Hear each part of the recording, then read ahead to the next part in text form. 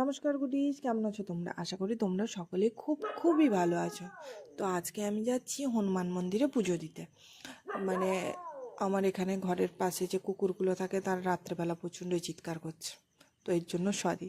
তো হনুমান মন্দিরে পুজো দিতে যাচ্ছিলাম, মানে অনেক দিন ধরেই যাবো বলছিলাম, তো যাওয়াই হয়ে উঠছিল না। তারপর ভাবলাম চলো আজকেই যাই। আর একটা কথা বলে না, যতক্ষণ না তোমাকে ভগবান ডাকবে তুমি তার দরবারে যেতেই পারবে না। তো আজকে মঙ্গলবার ছিল, ভাবলাম চলো আজকে ওনার দরবারে গিয়ে ওনার সাথে দেখা করে আসি। মানে সত্যি আমি ওনাকে খুব মন দিয়ে মানি।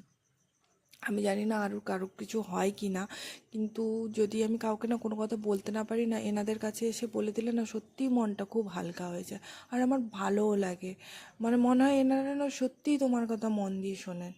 তো তাড়াতাড়ি আমি এখানে রেডি হয়ে ওনার কাছে বেরিয়ে যাচ্ছিলাম।